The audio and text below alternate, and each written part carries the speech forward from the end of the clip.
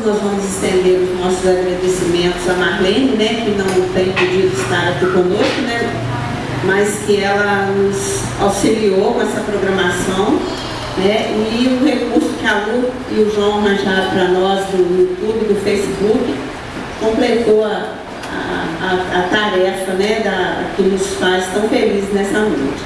E nós vamos manter os nossos pensamentos elevados, agradecidos a Deus por esses dias que nós tivemos, por esses finais de semana, nesse mês de abril, com esses estudos, com essa harmonização, que nós sabemos que de alguma forma acrescentou um pouquinho no nosso aprendizado, na nossa depuração com os espíritos, e que hoje nós vamos aproveitar um pouco mais, observando o que os nossos companheiros Maísa e Caio estão trazendo para nós, e depois o Cléber Maurício. A Deus nosso Pai, agradecemos por todas as coisas que nós temos. Agradecemos pelas alegrias e pelas dificuldades. As alegrias que nos impulsionam a ser felizes amanhã, depois e depois. As dificuldades, aos problemas, a dor e a tristeza, nós também agradecemos por nos permitir procurar em tempo o Cristo por amor. Que a sua paz, Jesus, esteja conosco e que nós possamos ficar atentos às oportunidades de amparar e servir na sua seara. Que assim seja. Irmãs, queridos irmãos, o nosso desejo é que a paz do Divino Mestre possa estar conosco hoje e sempre. Antes de iniciarmos a palestra propriamente dita, nós gostaríamos de falar com vocês que nós estamos trazendo esse CD, e esse CD é para uso nas escolas de evangelização, mas ele também serve para qualquer pessoa da área espírita, as pessoas que são, mesmo não espíritas, que seja simpatizantes da doutrina, que possa ouvir essas músicas, porque todas elas têm uma letra com um fundo moral ou um fundo ligado aos princípios doutrinários da nossa doutrina espírita.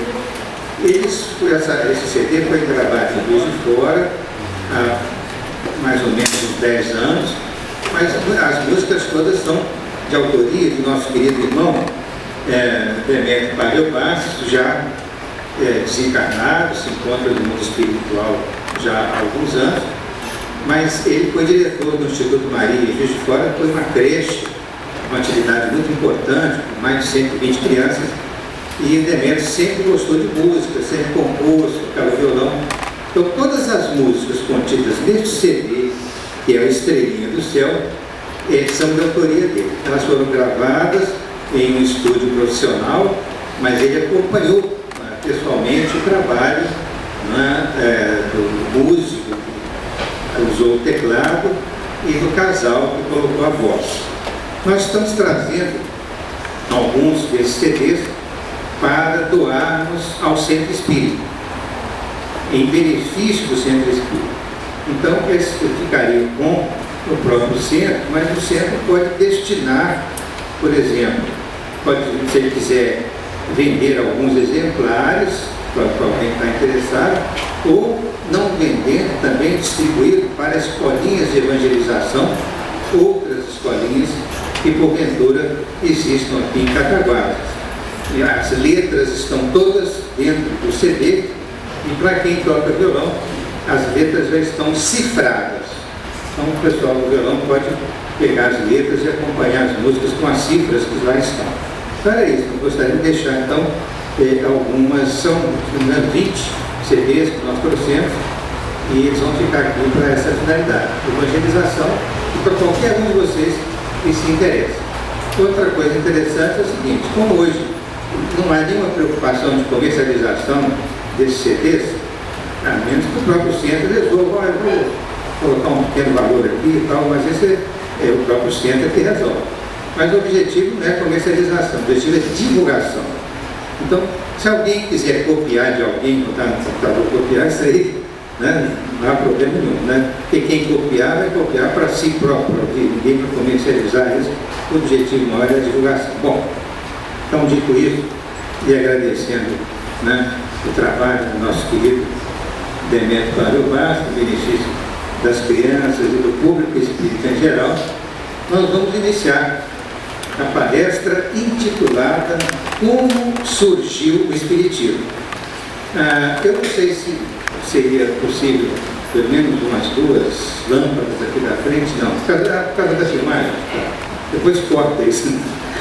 Bom, o objetivo é falar para vocês os aspectos históricos que antecederam o surgimento da doutrina espírita e nós vamos caminhar por esses aspectos históricos até que possamos chegar no lançamento do Livro dos Espíritos. Então essa palestra tem essa finalidade didática, de passar os aspectos históricos, né, alguns precursores da doutrina espírita, passando pelos fenômenos mediúnicos e mediáticos que antecederam, passando pelo período das mediunidades, e vamos chegar ao lançamento do Livro dos Espíritos. Então, acompanhando passo a passo, nós vamos compreender bem como surgiu o Espiritismo. A verdade é que o fenômeno mediúnico, ele existe de todas as épocas, desde períodos pré-civilizatórios, nos povos primitivos, que já ocorriam fenômenos mediúnicos, porque o intercâmbio entre os 2 planos, o espiritual e o físico, já existia de uma forma bem primitiva, bem elementar, com aquelas cerimônias que eram presididas pelos feiticeiros, pelos xamãs, por aqueles indivíduos das tribos que tinham essas propriedades, essas capacidades mediúnicas, e eram aqueles curandeiros, aquelas pessoas que cuidavam daqueles que adoeciam na tribo. E eles faziam o contato nas suas reuniões primitivas, geralmente com danças em volta das fogueiras e uma série de outras manifestações primitivas. Eles faziam contato com os entes queridos que já haviam partido e com aqueles espíritos que eram os responsáveis por aquelas comunidades primitivas. Isso foi evoluindo até que nós chegamos ao período da primeira revelação, que representa a justiça com Moisés. E Moisés, de fato, foi um grande médium que recebeu da espiritualidade superior as orientações básicas contidas nos 10 mandamentos. Jesus foi verdadeiramente o médium do próprio Criador. Jesus foi o enviado de Deus para a transformação do planeta Terra, trazendo aqui a doutrina do amor. Muitos fenômenos mediúnicos estão registrados no Evangelho por ocasião da passagem de Jesus entre nós.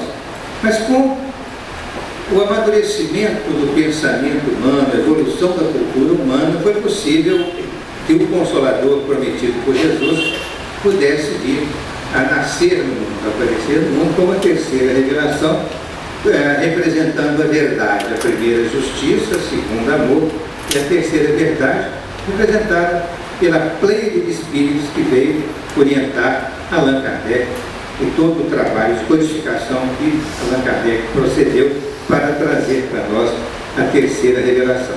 Mas como todos os movimentos sociais, culturais que pretendem a transformação da humanidade sempre tiveram seus precursores, o Espiritismo também teve os seus, que são numerosos, mas nós citaremos alguns.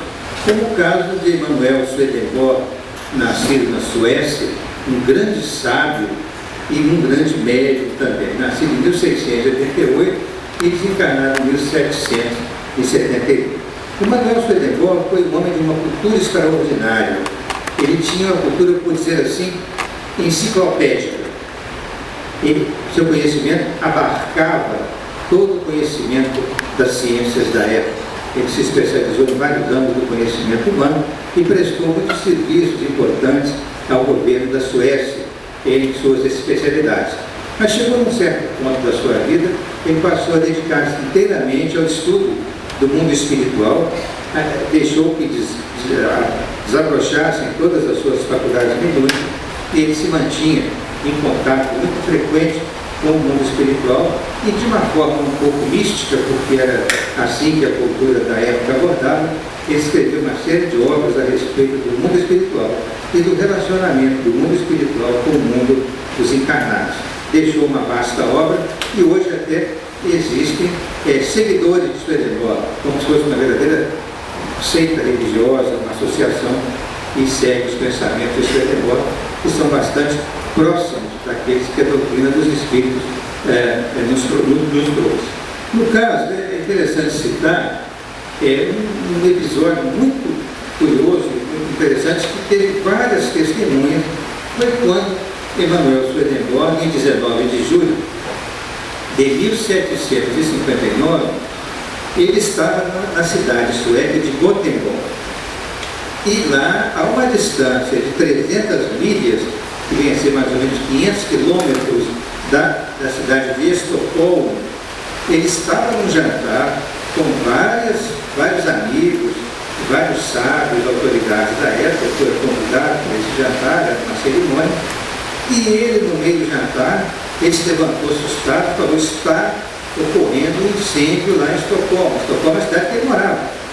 E ele estava preocupado porque o incêndio já estava atingindo o bairro no qual ele morava. Ele teve essa clara evidência, ele viu à distância o momento em que estava ocorrendo o incêndio, e todo mundo ficou sem saber o que fala. Que isso, você está aqui? Não, mas eu não sei o que está acontecendo. Então, todas as presentes ao jantar, que eram pessoas vamos dizer, de muito respeito na sociedade, foram testemunhas do fato que ocorreu, porque ele relatou com detalhes o incêndio que ocorria na cidade de Estocolmo e relatou também, com certo alívio, depois de algum tempo, que o incêndio estava sendo já dominado e já estava sob controle e não corria mais o risco de aumentar a destruição da cidade.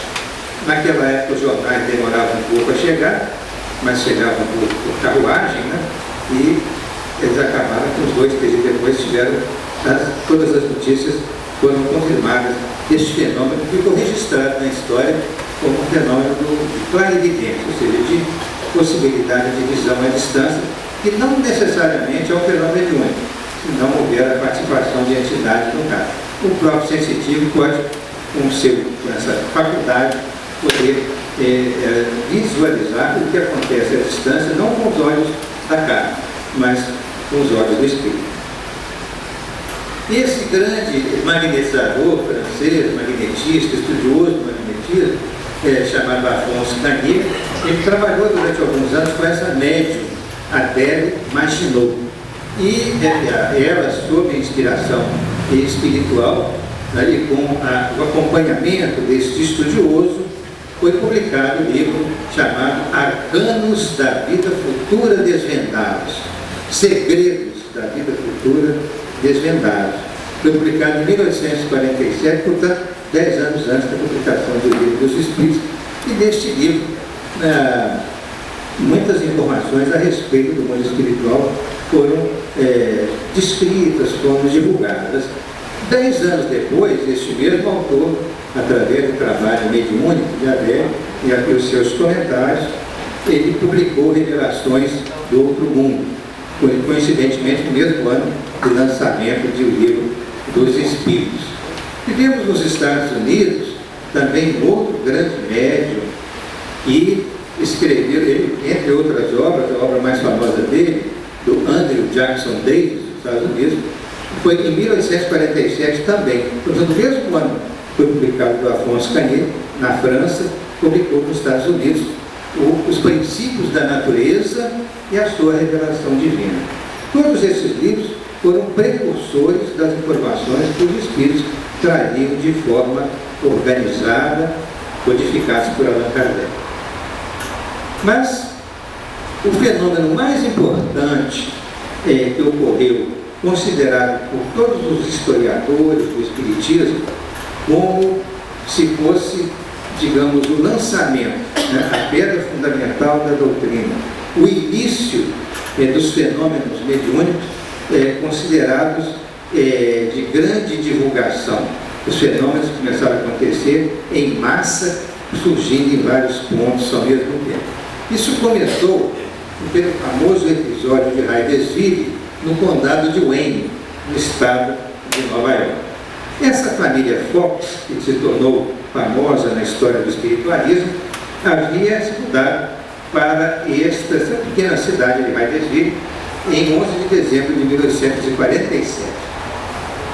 E lá eles foram residir nesta pequena casa. Na verdade, aquela casa não existe mais, mas um grupo de espiritualistas americanos que fundaram uma sociedade, eles construíram uma réplica, idêntica mesmo a essa casinha, num outro lugar onde eles têm a sede do movimento espiritualista que eles dirigem, em homenagem ao início do espiritualismo americano. E, na verdade, eles chamaram o movimento de moderno espiritualismo.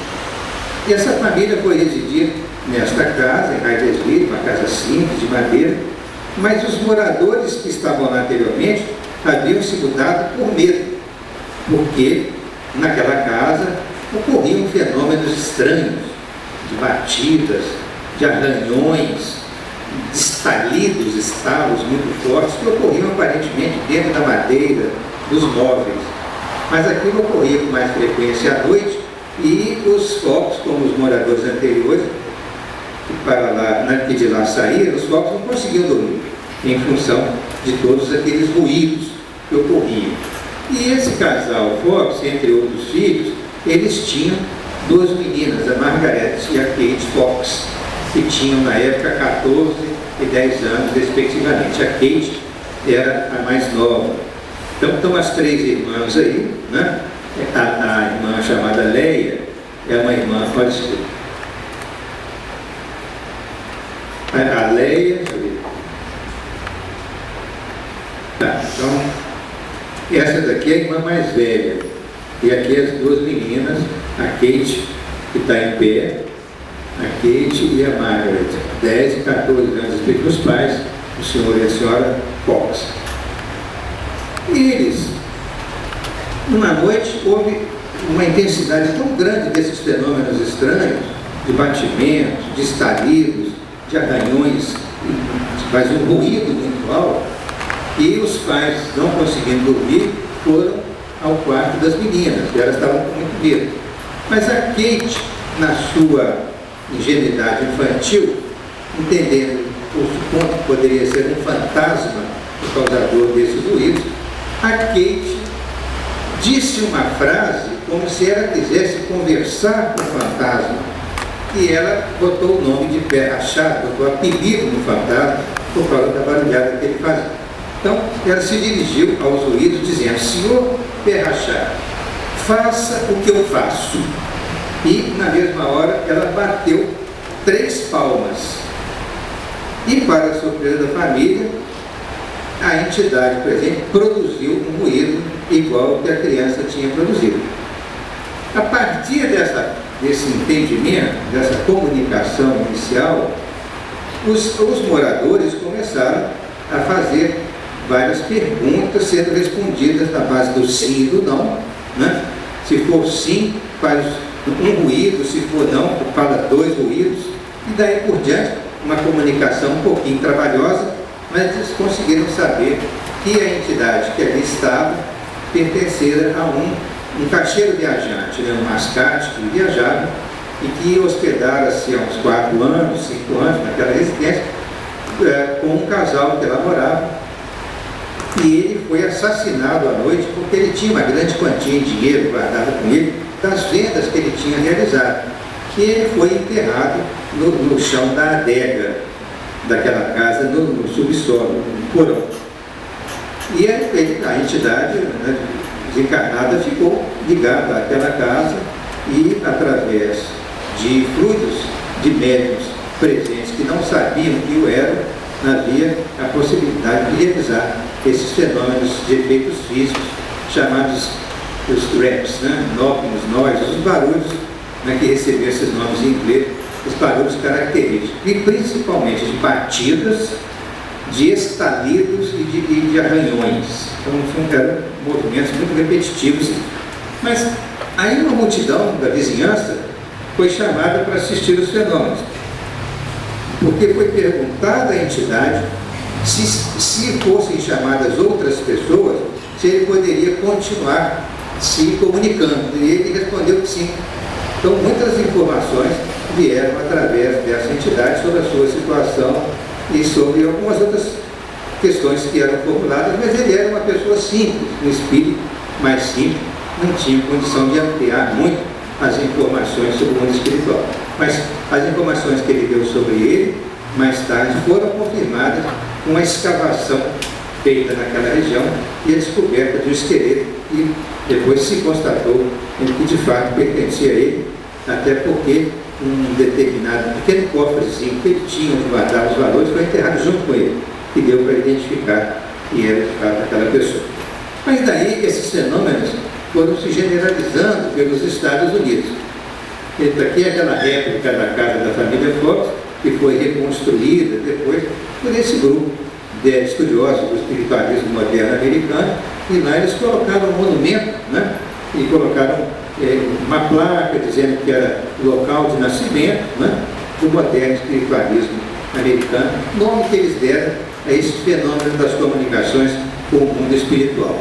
Isso se espalhou pelos Estados Unidos, teve uma grande divulgação desses acontecimentos, houve demonstrações públicas feitas pelas irmãs Fox no grande Corinthians Hall, que era um grande espaço, né, para exposições, um grande salão, onde elas estiveram em Rochester, né, que é uma cidade maior do estado, e ali em Nova York, e em 14 de novembro de 1949, elas fizeram uma ampla divulgação de todos aqueles fenômenos. Foi criado um núcleo de estudantes do espiritualismo moderno, e muitas cidades dos Estados Unidos participaram, foram criados periódicos e uma série de informações que estão contidas, eu acho interessante passar essa informação para vocês, que estão contidas num livro que atualmente não é tão divulgado, mas que para aqueles que quiserem se aprofundar mais nessas questões históricas do Espiritismo, esse livro chama-se As Mesas Girantes e o Espiritismo. As Mesas Girantes, o meu está encadernado, porque ele estava desfazendo as coisas, mas As Mesas Girantes e o Espiritismo, escrito por Zeus Vantuil, que foi da diretoria da Federação Espírita Brasileira. Esse livro foi publicado em 1957, por ocasião do centenário do Livro dos Espíritos. Então ele estudou profundamente todos os fenômenos daquela época que se relacionaram aos fenômenos mediúnicos que antecederam o Espiritismo e que chegaram até a publicação do Livro dos Espíritos, com um estudo muito detalhado sobre as mesas girantes, todos os sábios, todos os cientistas que estudaram o assunto, são depoimentos muito interessantes, As Mesas Girantes e o Espiritismo. Um outro livro interessante, ele também é bastante, até esse é bem raro, né? É um livro escrito pelo nosso irmão Canuto Abreu. Canuto Abreu, já desencarnado, ele foi um espírita de renome no Brasil, morava em São Paulo, mas antes da Segunda Guerra Mundial, ele foi um adido cultural do governo brasileiro na França. E ele era um homem muito culto, ele já era espírita, ele fez contato com várias pessoas do movimento espírita na França, não eram muitas, aqueles que também publicavam a revista espírita, e ele conseguiu trazer de Paris uma série de documentos e livros relacionados ao espiritismo, que eram livros históricos, todos eles editados em francês. Na época ele tem uma grande biblioteca particular em São Paulo, e muitos irmãos espíritas, pesquisadores, buscavam essa biblioteca do Canuto de Abreu para fazerem suas pesquisas. Ele escreveu um livrozinho muito interessante, chama-se Livro dos Espíritos e Sua Tradição Histórica e Lendária. Ele botou um título interessante, O Livro dos Espíritos, Sua Tradição Histórica e Lendária. Lendária porque ele relata como se fosse uma novela, né, a história. A forma literária de colocar é como se fosse um romance, uma novela. Mas muito do que ele colocou aqui é verdadeiro. Então, da tradição histórica, ele tinha muito conhecimento sobre o assunto, os documentos que ele salvou da destruição dos nazistas na França, e se ele não tivesse trazido todos esses livros, esses documentos, eles teriam sido perdidos pela destruição que os nazistas, lamentavelmente, né, fizeram na França durante a invasão na Segunda Guerra Mundial. Ele esteve certamente lá a serviço do mundo espiritual para preservar esses tesouros do conhecimento para nós.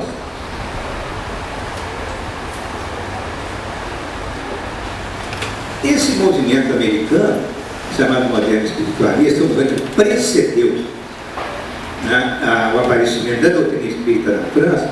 Ele começou em 1848 e até mais ou menos 1852, uns 4 anos seguidos, teve uma intensidade de divulgação muito grande na época, somente através da imprensa, dos jornais da época. Mas um grupo de americanos acabou indo para a Inglaterra, entre eles havia uma senhora médium, que era uma pessoa assim, boníssima, tinha faculdades muito sensíveis na área mediúnica em geral, e eles levaram grupos de outros estudiosos para a Inglaterra e fizeram reuniões espíritas na Inglaterra.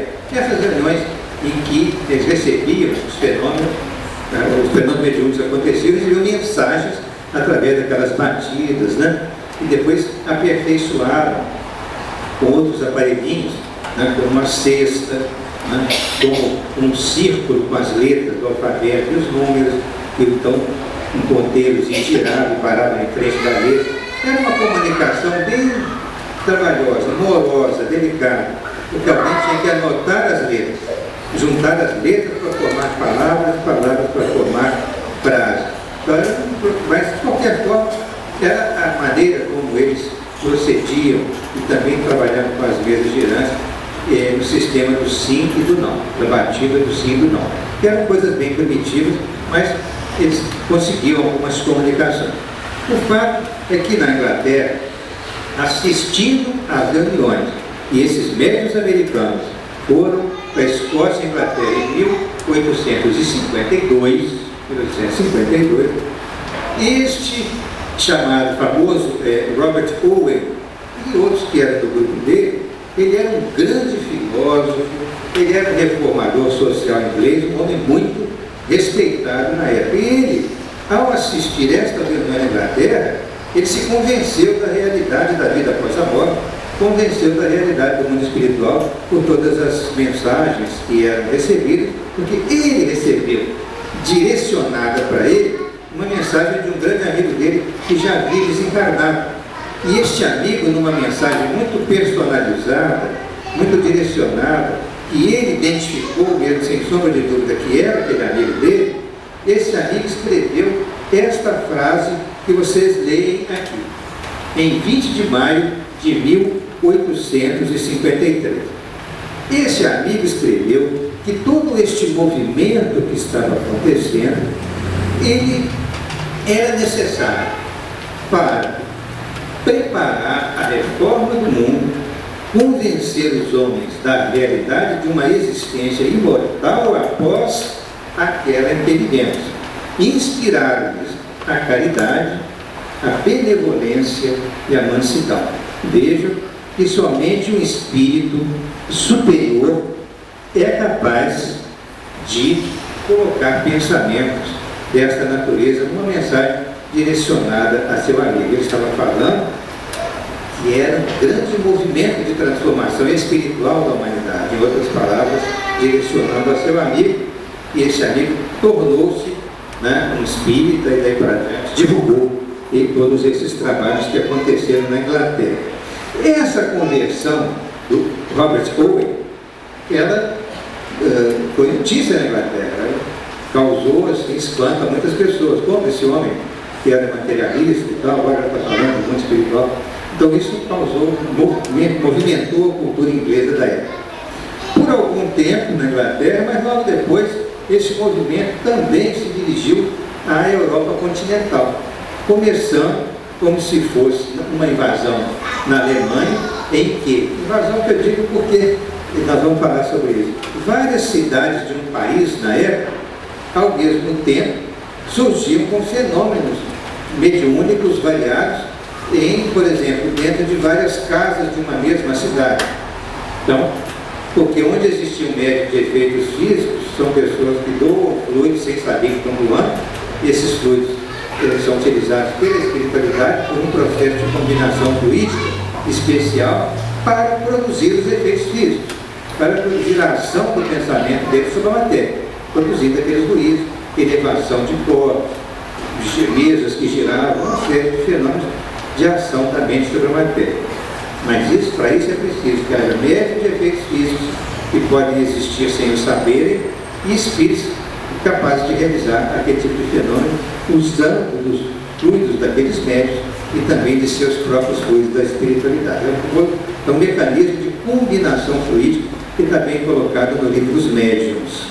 Mas o que é interessante desses fenômenos é que eles surgiam em várias cidades de um mesmo país ao mesmo tempo, e vários lares, várias casas apresentavam os fenômenos repetidas vezes. Isso então levou a que várias famílias começassem em suas próprias casas a fazerem pequenos grupos, trabalhando com mesas girantes para conversar com os espíritos. Isso aconteceu na Alemanha, para citar algumas cidades, isso está relatado no livro As Mesas Girantes do Espiritismo, que estou mostrando para vocês, a cidade de Berchtesgaden, Augsburg, Bremen, Berlim, Breslau, na Alemanha, até Viena, né? Mas aqui ao sul, Viena, aqui, Viena na Áustria, mas essas cidades de várias partes da Alemanha, os fenômenos foram surgindo. O que aconteceu foi que no início, em fins de abril de 1853, Zeus Vantuil escreve que o grande e misterioso exército havia transposto o Reno e invadido as grandes cidades francesas. O rio Reno, que é muito famoso na Europa, entre outros países, ele faz uma fronteira muito grande entre a Alemanha e a França. Então, o grande e misterioso exército do mundo espiritual, né, uma forma interessante de falar, havia transposto o Reno e invadido as principais cidades francesas. Nós temos aqui Paris, né, ao norte, Marsella, né, localizada aqui ao sul, né, Marsella, Toulouse também aqui no sul, Bordeaux, aqui no oeste da França, e Estrasburgo, né, cá no leste da França e Paris aqui ao norte. Então, veja que várias cidades. Por que se sabia que esses fenômenos tinham muita simultaneidade? Porque os jornais da época todos relatavam em suas reportagens, em suas crônicas, esses fatos todos que estavam acontecendo, e pelas datas dos jornais, essa pesquisa foi feita pelo Zeus Vantuil, levantando essas publicações da época. Isso é muito interessante porque dá um caráter de invasão organizada do mundo espiritual para sacudir a cultura da época, né? E aí o que aconteceu? Um jornal chamado Gazette Médicale de Estrasburgo publicou em 30 de abril de 1853 que a cidade de Estrasburgo, vou mostrar o mapa para vocês, a cidade de Estrasburgo se viu repentinamente invadida por uma epidemia importada da Alemanha, que por sua vez recebeu dos Estados Unidos. Eles usam a palavra epidemia até de uma forma assim, um pouco irônica na reportagem, como se fosse uma brincadeira, mas no fundo é uma coisa séria. Então é um movimento do mundo espiritual para sacudir as consciências e a cultura humana da época. O objetivo era chocar e despertar aqueles que se interessavam pelo fenômeno. Curiosos, conversavam com as mesas, mas isso não produzia nada de significativo. A epidemia girante, a princípio acometia mochos. Mochos são aqueles banquinhos redondos de piano, que se assentam ao piano, eles são mochos, mesas, chapéus, pratos, etc., com vários objetos que se movimentavam, ou giravam, ou elevavam, né, de onde eles estavam apoiados. Escreve o Marquês de Mirville, outro grande pesquisador da época na França, em 1853, que jamais simultaneidade foi mais completa, jamais telegrafia funcionou tão rapidamente. Olhem só que interessante, um jornal de Paris da época, chamado Illustration, esse jornal, ele publicou que as pessoas se reuniam como hoje nós chamamos alguém na nossa casa para assistir um filme, ou uma novela, uma coisa qualquer, eles se reuniam atendendo convites para chá e reunião com as mesas. Isso se transformou numa verdadeira moda febril dos salões de Paris a partir de maio de 1853. Esse jornal da época publicou essa gravura desenhada por algum cartunista da época, mostrando como que as pessoas, num salão enorme, que havia ali, serviam chás, etc., e algumas guloseimas, algumas coisas, e que as pessoas estavam ocupadas, sentadas em volta de pequenas mesas, ocupadas tentando conversar com os espíritos. Era verdadeiramente uma moda febril, como escreveu o colunista da época. Mas existiam alguns estudiosos que eram estudiosos sérios, entendiam que ali, por trás daquele fenômeno, havia de fato alguma coisa que merecia ser pesquisada em profundidade. E obtiveram fenômenos de grande importância, como o nosso Eugène Louis, que é um grande escritor francês, historiador, e que participou com um grupo de intelectuais da época, em 1853, 1854, né? Ele criou um grupo grande, e esse grupo era um grupo que recebia muitas mensagens através das mesas. Era comum as pessoas assentarem-se em volta da mesa, colocando os dedos, as mãos, mas os dedos ficavam em contato, com o dedo mínimo do vizinho. Eles achavam que devia fazer uma corrente em volta, até não era uma coisa obrigatória, mas era o sistema deles trabalharem na época. Então a mesa punha-se a movimentar, a girar, a bater os pés no chão, etc. Essas comunicações, conforme eu disse, foram sendo depois aperfeiçoadas usando determinados objetos, aparelhinhos, através dos quais se trabalhava para receber uma mensagem mais rápida, até que depois se viu que o lápis colocado na mão do médico funcionava bem do mesmo jeito. Mas foi interessante que no início era preciso haver as mesas, era preciso haver os aparelhinhos, porque se as pessoas começassem a escrever por suas próprias mãos, ninguém ia acreditar que aquilo veio por espíritos. Mas se uma mesa bate o pé no chão várias vezes, como é que essa mesa está fazendo isso? Quem está fazendo essa mesa levantar? Né? Então, cria um fenômeno físico que vai despertar criaturas para investigar. Era preciso algo que sacudisse, né, o pensamento humano, que fizessem pessoas de boa vontade ou de interesse cultural pensar em profundidade. Né? Nesse grupo, entre outras coisas de mensagens, eles recebiam, que tinha naturalmente alguma entidade que tinha uma capacidade literária muito grande, ela passava, ou mais de uma entidade, passava por essas mensagens, frases de 12 palavras, de grande profundidade filosófica.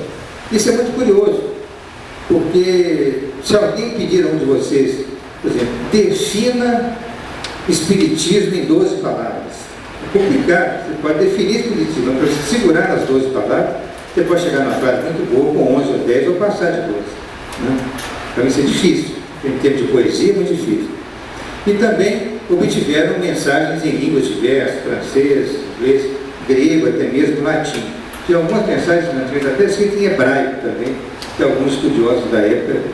Então nessas frases de 12 palavras, vamos citar aqui para vocês um exemplo, que Zeus Lampião conta no livro As Mesas Girantes do Espiritismo, que alguém pediu a mesa, né, entre aspas, pediu aos espíritos que estavam por trás do fenômeno, para definir a palavra fé. Então veio essa definição brilhante, através das batidas da mesa, que alguém foi anotando, que a fé diviniza o que o sentimento revela e a razão explica. Em outras palavras, né? A fé torna divino aquilo que o sentimento revela e aquilo que a razão explica. Ele uniu a definição de fé com o sentimento e com a razão. Mas ele colocou isso em 12 palavras. Isso é muito difícil. Então, outras definições filosóficas foram obtidas de outras palavras-chave, né, do pensamento humano. Essa foi citada por Zeus Lampião, e foi uma definição que sobreviveu ao tempo, que nem todos esses documentos sobreviveram. Mas também recebiam composições musicais, né? Músicas, 32 notas, cada número favorito para compor a frase musical, né? Designava sequência de notas. Para quem conhece música, eu não conheço, mas sabe que tem toda uma norma, uma sequência de composição musical, né? Designava notas, compassos, valor da unidade, os acidentes musicais, né? Sustenidos, bemóis, enfim, no final de tudo vinha o título, o trecho, que era o título da música, no finalzinho. Mas olha só, por essas reuniões eles obtiveram composições que infelizmente parece que elas não sobreviveram no tempo, mas elas eram tocadas na época. Uma vez obtidas e passadas para a pauta, alguém que tocava piano naquelas reuniões tocava aquela composição, ensaiava a composição para depois tocar nos saraus, nos encontros que eles faziam. Como, por exemplo, e as músicas tinham títulos muito interessantes. Você tinha Canto da Terra, de Vênus, Canto de Saturno, Canto de Marte, Canto do Mar. Este último, Canto do Mar, uma música que ficou tão querida do grupo, tão linda a música, que ela foi repetida 20 vezes num sarau por muitos intelectuais da época.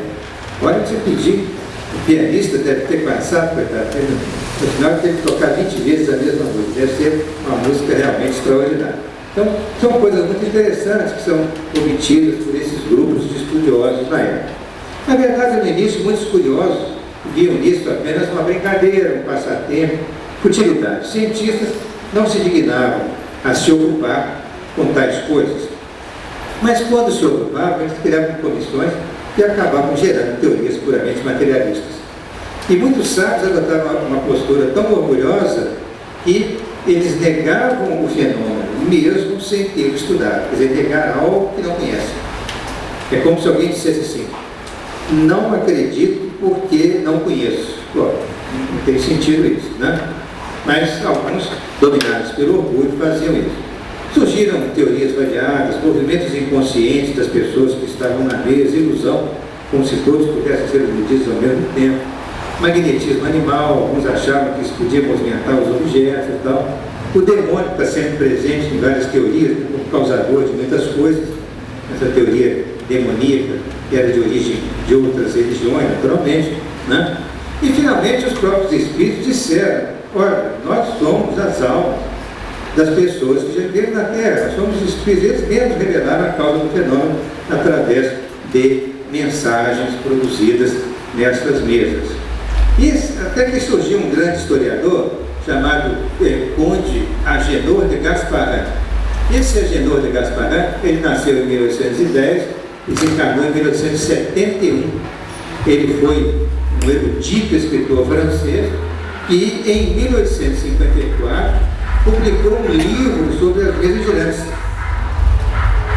Publicou um livro muito importante sobre as mesas girantes, e ele havia participado de várias reuniões, estudado o assunto em profundidade, e ele escreveu esta frase profética: em nossas mãos incompetentes e inexperientes, o fato novo não pode produzir-se com todo o seu brilho. Ele espera, quer dizer, o fato novo, né? Ele espera que o verdadeiro sábio dele se ocupe, cujos esforços saberá recompensar. Este sábio, ele estava dizendo uma coisa profética, sem saber, mas era, de fato, o professor Rivaio, nosso Hipólito Léon Denis Rivaio, que é o Allan Kardec. Ele não conhecia, mas disse que era preciso um grande sábio para estudar aquilo, porque se ele se dedicasse, os seus esforços seriam recompensados. E o próprio Agenor de Gasparin viu que por trás daquelas mesas existia uma coisa muito séria ali, mas ele não conseguiu penetrar nisso em profundidade. Bem, agora chegamos na figura do nosso grande Allan Kardec, que na época, um grande professor, autor de livros, um homem de cultura, nobilíssimo, um homem respeitadíssimo, né?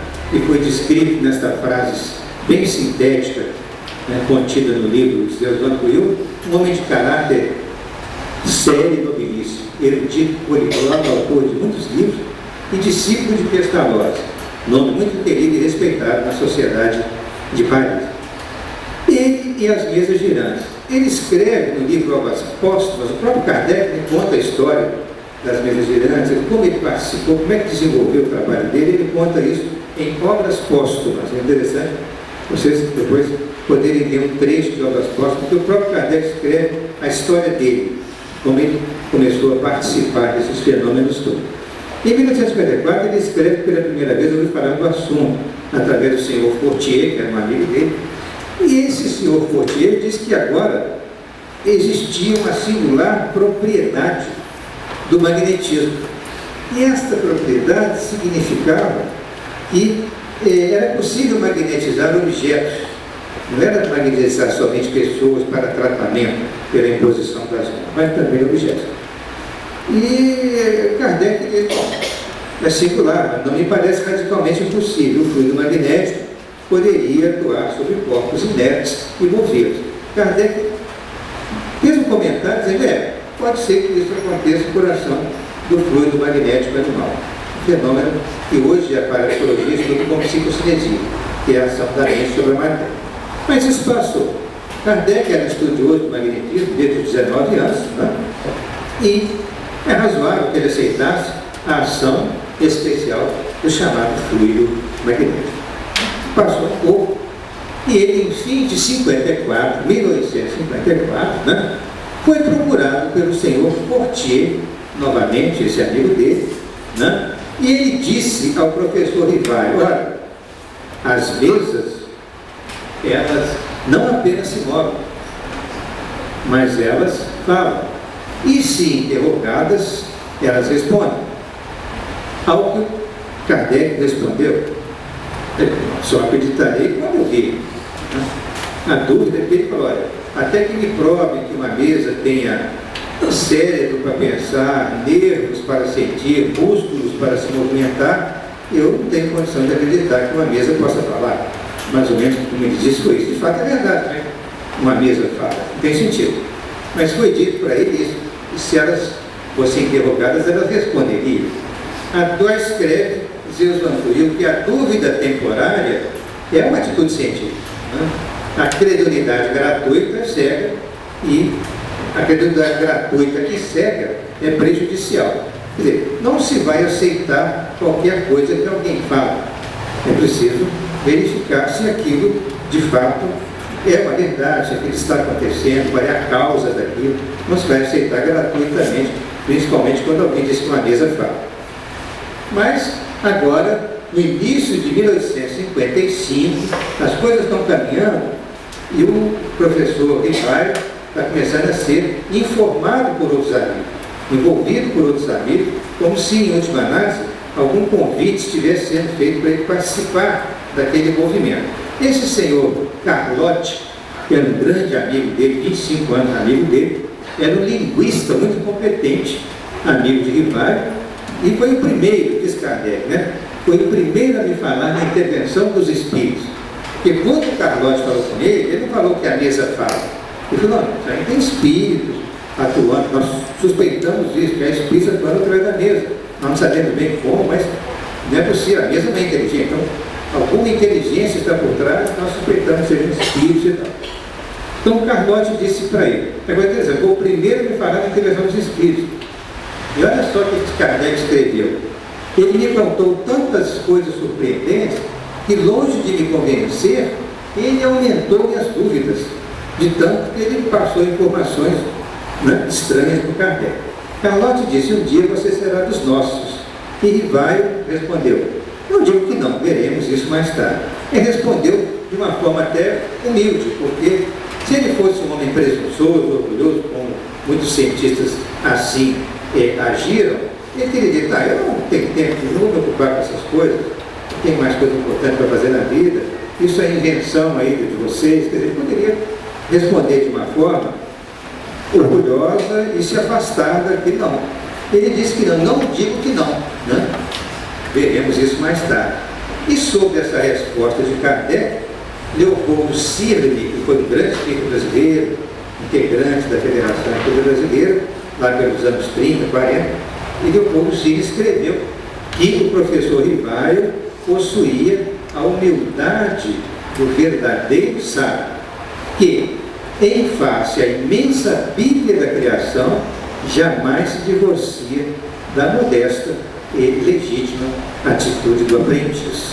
Então, é um elogio do Leopoldo Cine ao nosso professor Rivário. Até que numa terça-feira de maio de 1855, ele recebe um convite para participar pela primeira vez de uma reunião de mesas.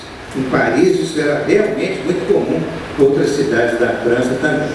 Então, lá na casa da senhora residência de Madame Pleine Maison, na rua de la Grange Batelier, número 18.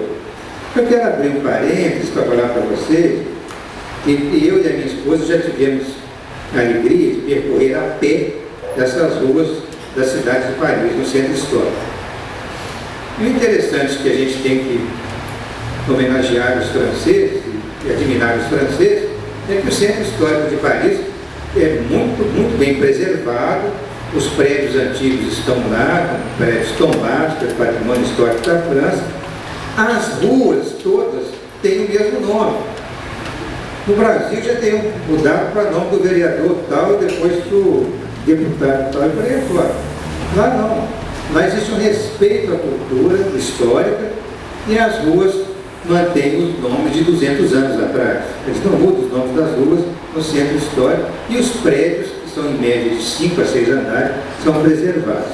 Conforme vocês veem, esse prédio da rua Grange Batelier tem até uma pequena mercearia aqui, com o nome, né, da Grange Batelier.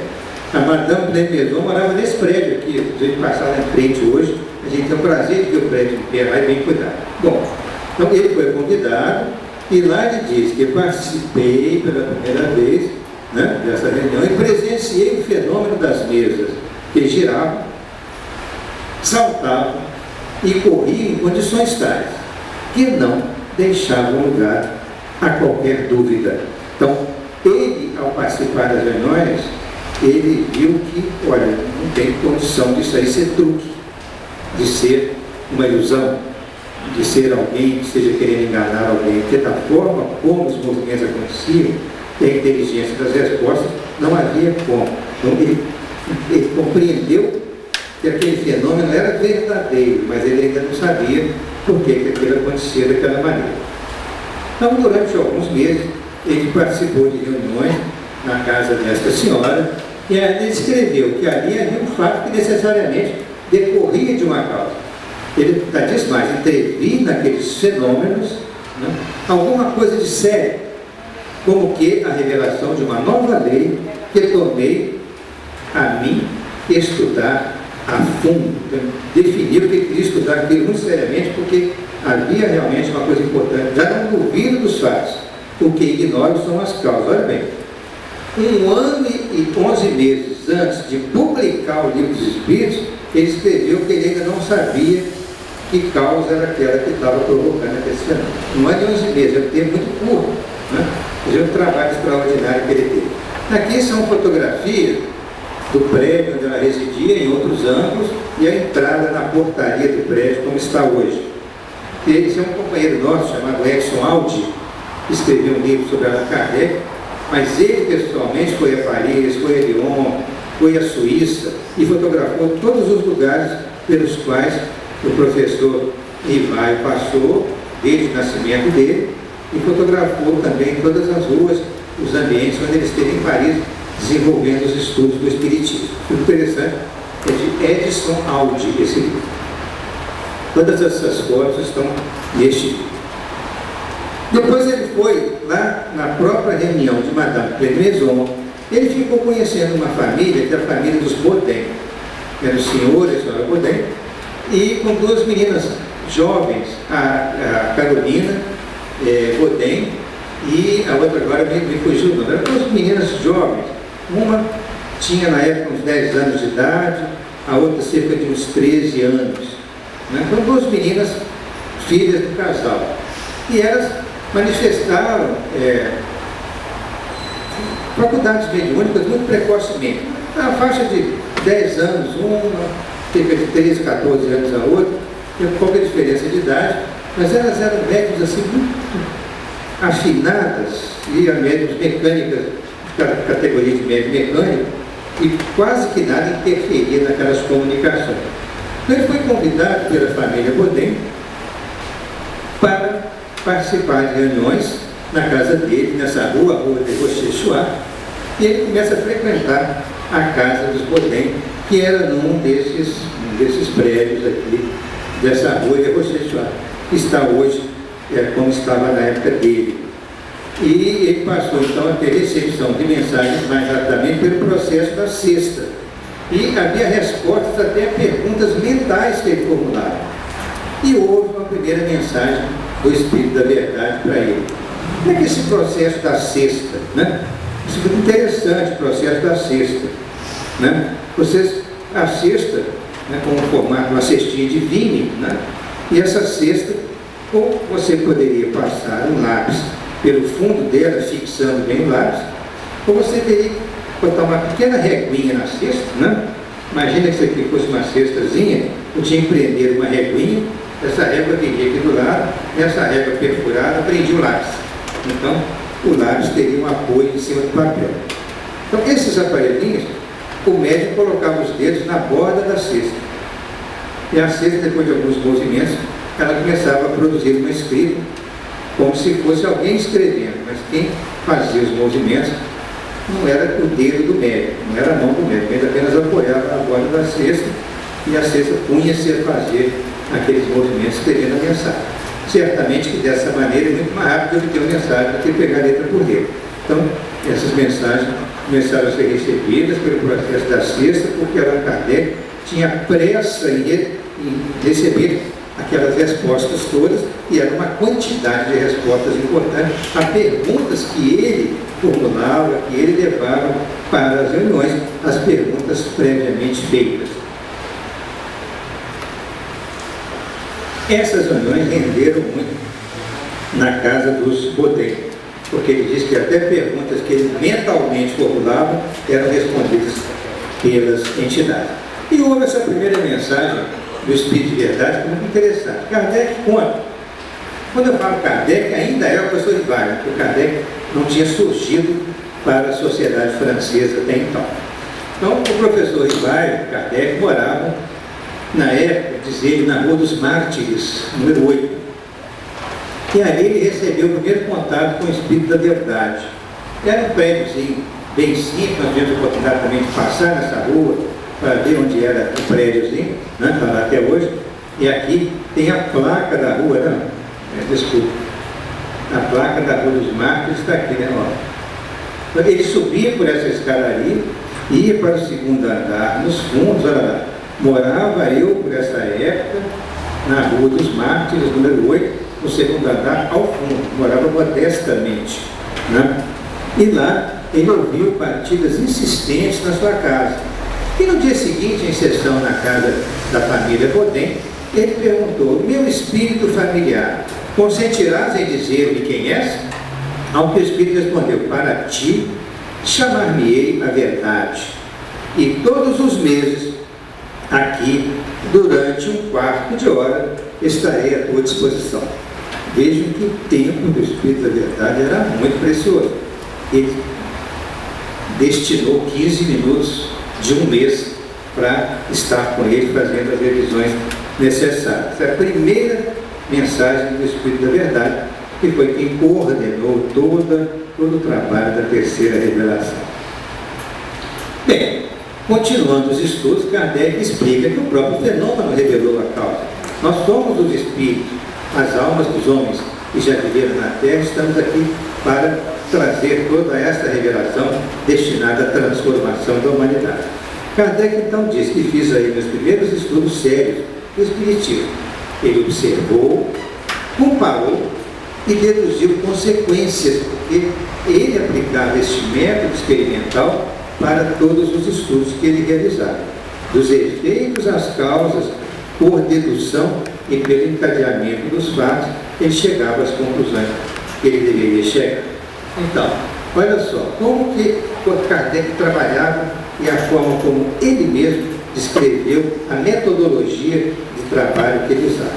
Ele disse o seguinte: que só admitia como válida uma explicação quando esta explicação resolvia todas as dificuldades de um problema. E assim procedia desde os 16 anos de idade, porque ele já nasceu com esta capacidade.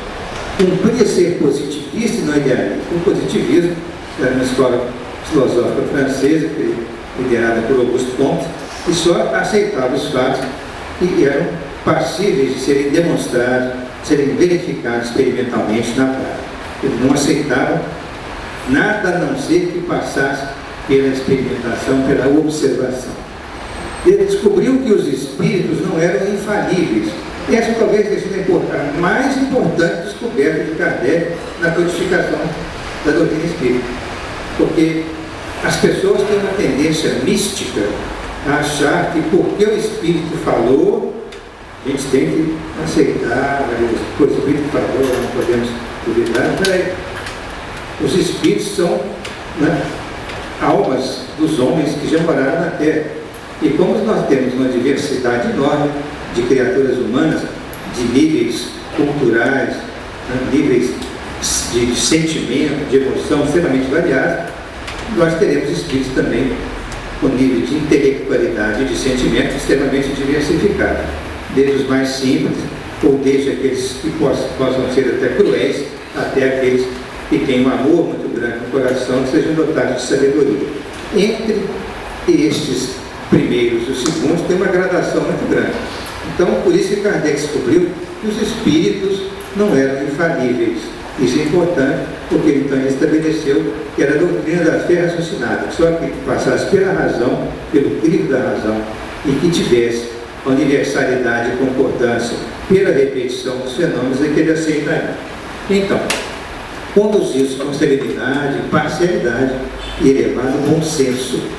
Propôs questões de grande alcance filosófico, científico e religioso e obtinha respostas precisas, profundas e lógicas. Assim procedendo, ele foi visitado por uns amigos, foi procurado por uns amigos, que era esse grupo de intelectuais franceses, né, liderados por Carlot, seu amigo, mas que de 1851 a 1855 eles trabalharam com esses grupos de mesa e receberam tantas mensagens que eles tinham 50 cadernos de mensagens. Olha, 50 cadernos não é brincadeira a quantidade de informações, né?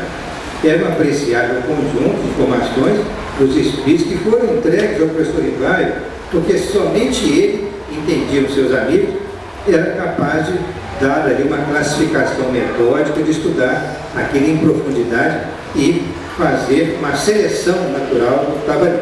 Então, recebeu na ocasião a comunicação do espírito, que se intitulou Zéfiro, que era o seu amigo do passado, e que esse espírito protetor disse: olha, vou te ajudar nessa importantíssima tarefa, porque você está em condições de triunfar. Ele estudou os cadernos, então, excluiu o que fosse secundário e repetitivo, separou os melhores ditados, grupando-os, e ajudou a certos escritos que ele mesmo, Kardec, já vinha obtendo. Assim, após esta compilação, viu que ainda havia muitas lacunas a preencher, porque ele tinha um espírito de organização muito grande e era pedagogo. Então, toda a didática que ele já tinha, que ele dominava, ele usou para elaborar o edifício doutrinário. Nesta ocasião, já para o final de 1855, ele recebeu, na transição para 1856, um convite para participar de um outro grupo, lá na rua Tiquetone, que onde trabalhava a médica senhorita Ruth Jafé, com a cestinha de bico, que é aquela cestinha de vinho que eu falei. Aí ele concluiu uma primeira parte do Livro dos Espíritos e submeteu esta parte do Livro dos Espíritos ao exame deles em sessões particulares. Por quê? Porque na época era comum que as pessoas, as reuniões fossem abertas, e que alguns amigos eram convidados, então estava todo mundo ali em volta da mesa, mas sentavam-se nas cadeiras, em volta, o que pudesse caber numa sala de visita, ficava cheio de gente, então isso atrapalhava um pouco a recepção de mensagem. Por isso que foi orientado pelos Espíritos que esta revisão da primeira parte do Livro dos Espíritos, que Kardec já concluíra, fosse feita em reuniões, sessões particulares, ou seja, era Kardec, com a médium, e mais umas 2 ou 3 pessoas ali da família, pessoas mais chegadas que não iam perturbar psicologicamente, mentalmente, o trabalho de revisão. E assim foi feito. Essa aqui é a rua Tiquetone, onde morava o senhor Rustam, casa dele eram feitas essas reuniões.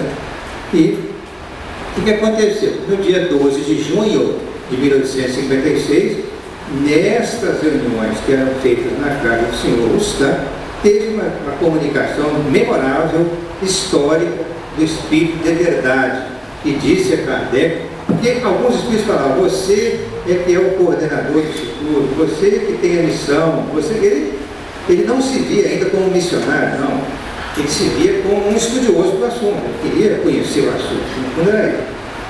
Mas o Espírito da Verdade, em 12 de junho, disse para ele, olha, sobre a missão do codificador, né, confirma o que já te disseram. Podes triunfar, como podes falir, outro te substituiria. Veja que ele foi muito forte, né, no dizer. A missão dos reformadores é cheia de perigos e dificuldades. Destina-se a abalar e transformar o mundo. Levantarás contra ti ódios terríveis, inimigos, malevolência, calúnias. Sustentarás luta contínua com o sacrifício de teu repouso, tua tranquilidade, tua saúde e até da tua própria vida. Terás que ter coragem, perseverança, humildade, abnegação e firmeza. Após, essa aqui é uma síntese da mensagem. Após o escrito, Kardec responde que aceita tudo sem restrição e sem ideia preconcebida, sem ter ideias próprias, aceitando para ele desenvolver o trabalho, mas evitando de colocar, né, ideias pessoais. Essa mensagem está completa em obras póstumas, é interessante vocês procurarem, que é muito linda essa mensagem, e confirma que a missão é dele, confirma que ele será ajudado, mas ele vai sofrer muitas consequências negativas daqueles inimigos gratuitos que perseguem aqueles que querem transformar a humanidade para o bem. Então, em 11 de setembro de 1856, os Espíritos aprovam o plano do Livro dos Espíritos, a parte que já está concluída desse Livro dos Espíritos também é aprovada, né? E escreve uma mensagem na qual termina com essa frasezinha: jamais te abandonaremos. Ele trabalhou intensivamente com mais de 10 médiuns nesse período de setembro a dezembro, revê exaustivamente, aprimorando a obra, e ela entra em prelo, quer dizer, em oficinas tipográficas de Paris, em janeiro de 1857. Quer dizer, ele começou a trabalhar em maio de 1855 e em dezembro de 1856 a obra já estava pronta para entrar, evidentemente que a primeira edição do Livro dos Espíritos foi lançada em 18 de abril de 1857, mas ela entra em oficinas gráficas em janeiro de 57. Quer dizer, Kardec trabalhou 1 ano e 7 meses na elaboração da obra, junto com todas as questões propostas aos Espíritos. Um trabalho exaustivo, porque ele estava construindo um edifício novo na cultura humana, com todas as mensagens que os Espíritos trazem. Doutrina com base científica, mas com aspectos filosóficos profundos e de consequências morais que conduzem a criatura em direção ao Criador. Abrindo esse parênteses para vocês, hoje a gente está muito acostumado a ter um PC em casa, né, um computador próprio, e se nós trabalharmos nesse computador, nós podemos até editar um livro em casa, para quem conhece bem os programas com os quais ele vai lidar. E até em bem pouco tempo alguém consegue fazer uma obra em casa, depois chega com essa obra em pendrive e pede alguém, né, reproduzir. Na época não, as tipografias trabalhavam com linotipos, eram tipos de chumbo. Tinha que juntar as letras de chumbo para fazer uma página e prensar aquelas letras de chumbo dentro de uma moldura metálica. Isso ia com uma máquina, tinha um rolo que passava tinta, o papel entrava, então era folha por folha para fazer. Só que o autor tinha que ler as provas tipográficas. Então saía uma folha, depois saía outra. Então tinha tem um erro aqui, tem que trocar essa letra de chumbo aqui na página e botar uma outra letra que está errada. Imagina a luta que era fazer um livro. Eu tenho a impressão que tem um pessoal de cabeça branca aqui, ou que já não tem tanto cabelo, que deve lembrar da época dos tipos de chumbo, das tipografias, e da máquina chamada linotipo, que trabalhava com chumbo derretido para fazer os tipos que eram montados para imprimir páginas. Então, veja que era uma dificuldade. Então, nós fomos para oficinas gráficas em janeiro de 57, até que ficasse pronto em abril. Então, no dia 18 de abril de 1857, um sábado de primavera, o Livro dos Espíritos e Allan Kardec foram apresentados pela primeira vez ao público na livraria Edenti, Galeria de Orleans, número 13, no Palais Royal, em Paris. Então, isso aqui é uma réplica, um desenho, uma gravura de como seria a livraria na época. Isso aqui, Galeria de Orleans, que está lá, é muito bonito o lugar, né? Chama-se Palais Royal, que é o Palácio Real.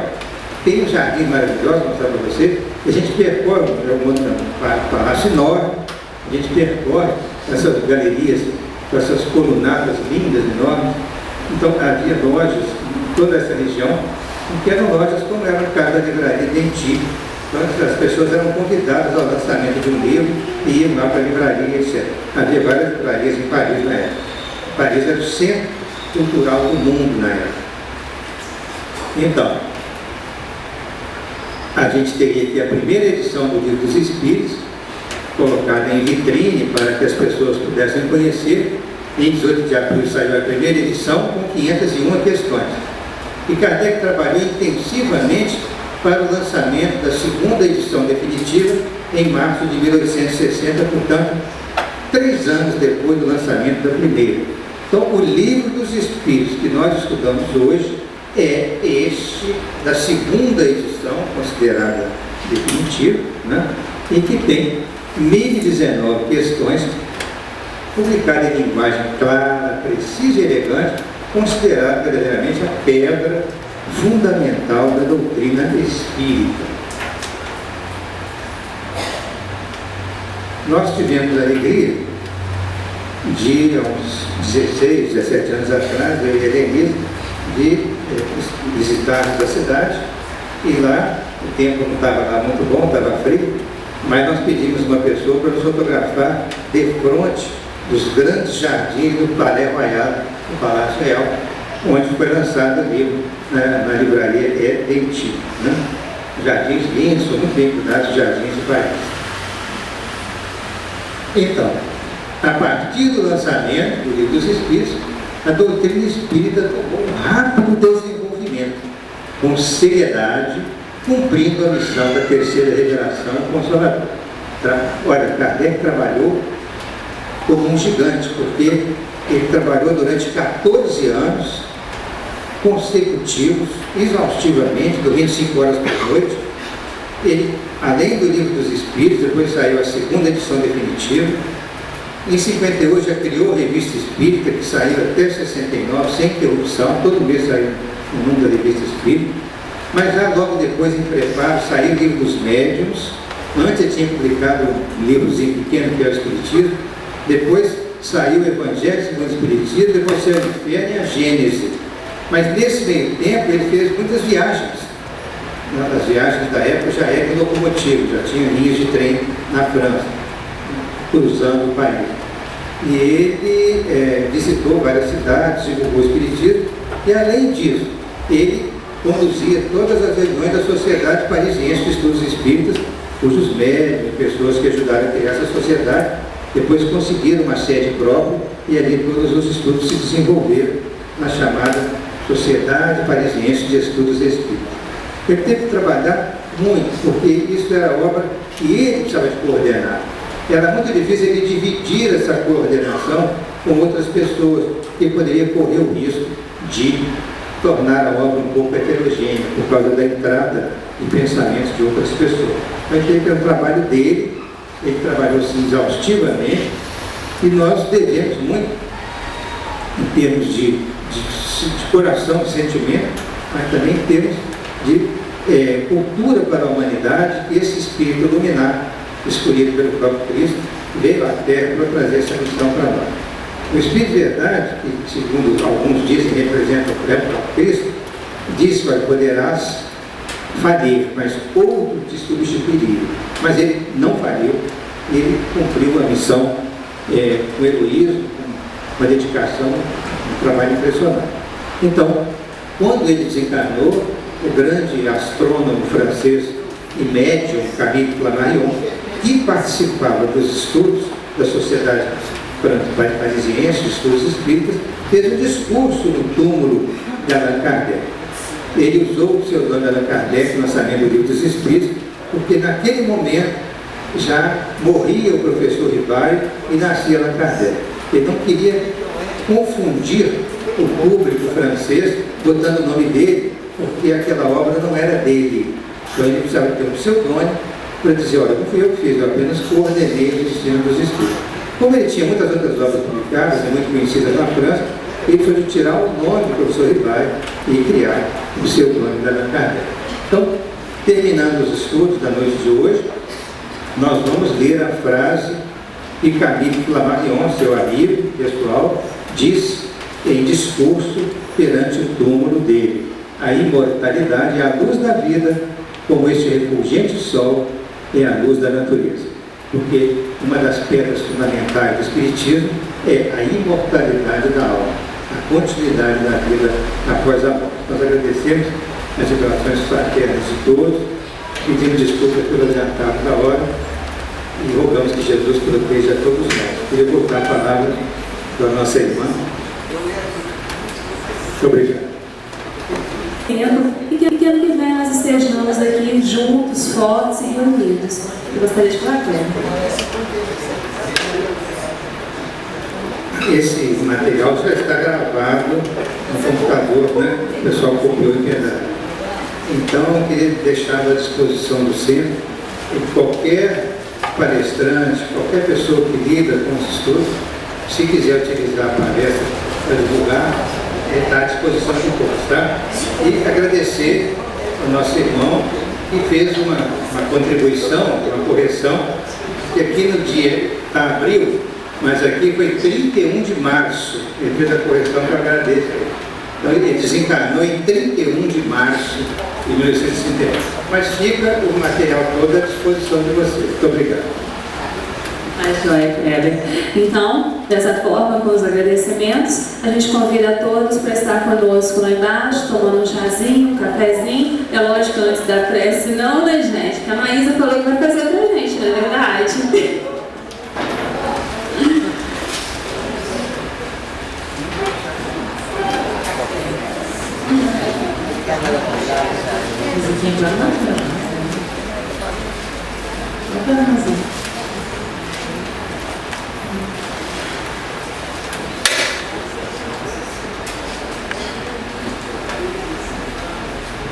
Agradecer a escutabilidade, né? De um mês assim tão agradável, tanta coisa ao mesmo tempo, ao mesmo tempo, né? Tantas coisas no final de semana, tanta gente que nós ouvimos, tantas informações que reforçam o que nós já aprendemos e enriquecendo também os nossos conhecimentos. Pode ser? O que você vê? Tá. Nós sabemos que sempre que nós planejamos alguma coisa, sonhamos com alguma coisa, a espiritualidade nos assessora. Ela investiga o nosso sentimento, os nossos sonhos, desejos, avalia e faz tudo o que compete a ela para que ele se realize da melhor forma possível. E é o que nós vemos acontecer a cada ano, a cada atividade do movimento espírita, a cada atividade da nossa vida. Nossas palavras são de agradecimentos a Deus, nosso Pai, a Jesus, nosso Mestre, que nos consola com o teu amor, com a tua mensagem, que penetra a intimidade de cada um de nós. E ao longo dos milênios, vem nos transformando paulatinamente. Que nós possamos entregar os nossos pensamentos, os nossos sentimentos a Deus, nosso Pai, a Jesus, nosso Mestre, ao protetor espiritual que cada um de nós tem, e deixar eles trabalharem conosco em nome de Deus, deixar eles nos incluir, nos envolver, e nós assim reagimos de forma simpática, agradável, meiga, com esses instrutores.